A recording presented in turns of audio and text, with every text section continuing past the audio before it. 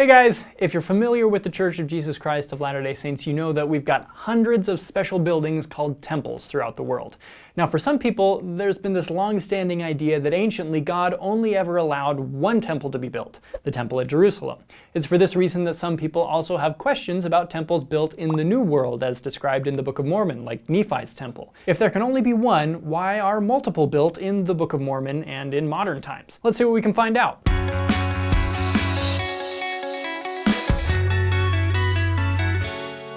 Okay guys, so here's where the rubber meets the road. Many people believe God has only allowed one temple to ever be built primarily because of these verses from Deuteronomy 12. Take heed to thyself that thou offer not thy burnt offerings in every place that thou seest, but in the place which the Lord shall choose in one of thy tribes, there thou shalt offer thy burnt offerings, and there thou shalt do all that I command thee.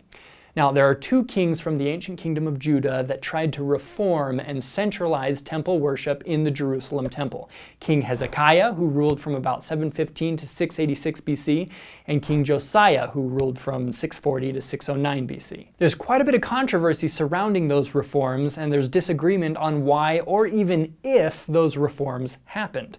Many people assume that the reforms were based on those verses from Deuteronomy 12. But before we go any further, let's get some background information on the book of Deuteronomy. Remember that the first generation of Israelite slaves Moses leads out of Egypt are not allowed to inherit the land God promised them in Palestine because of their wickedness, so they wander in the desert for 40 years. Deuteronomy contains what Moses says to the next generation in preparation for them to inherit the promised land. Moses makes some speeches and reiterates the laws they were to keep. Now fast forward to King Josiah. As the story goes, he finds the book of the law in the temple and realizes the people of God are way off track, and the king is going to fix things with this book that some assume was a form of the book of Deuteronomy. The only problem is that although Deuteronomy is presented as an address by Moses, scholars generally agree that it dates from a much later period of Israelite history. To this original core of materials that Josiah found in the book of the law, other materials were added by interested parties in the years following the reforms instituted by King Josiah. So, were these verses in Deuteronomy about centralization found in the original Deuteronomy, or were they added later? It's open for debate. However, as one non-Latter-day Saint scholar noted, it is being increasingly recognized that the demand for centralization in Deuteronomy rests upon a very narrow basis only, and is, from the point of view of literary criticism, comparatively easy to remove as a late and final adaptation of many layers of material.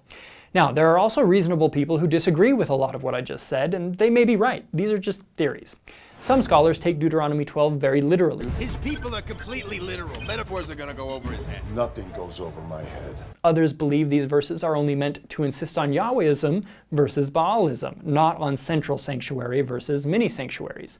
In the words of another scholar, Deuteronomy is not aiming at the centralization of the cult in one place, but has in mind primarily the purification of the cult which already exists. Another scholar added that the original Deuteronomy did not demand an absolute centralization of the cult at Jerusalem, but only a relative one at several larger sanctuaries.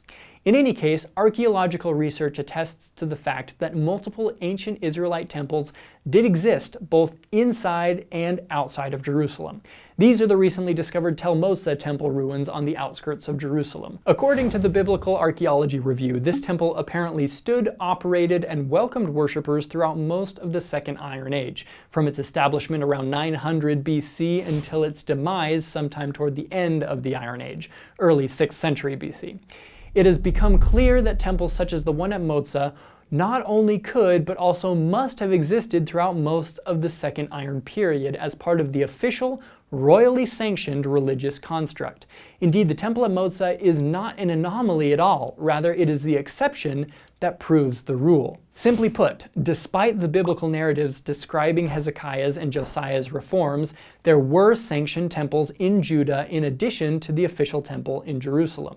Another notable temple was located in Elephantine, Egypt. We have documents from these island ruins that describe the temple. It's documented that the governor of Judah even gave the Jews at Elephantine permission to rebuild their temple after Egyptian priests destroyed it in the early 5th century BC. This temple is also interesting because it is thought to have been founded by Israelites who fled Jerusalem as the Babylonian Empire grew in power, similar to Lehi and his family in the Book of Mormon. And like Lehi's group, once these exiles reached their new home, they recognized the need for a temple. There was also a temple in Heliopolis, Egypt. Archaeologists have also discovered temples at Megiddo, Arad, Lachish, and Beersheba. More examples could be given, but you get the idea. The building of multiple temples was an accepted practice for a very long time.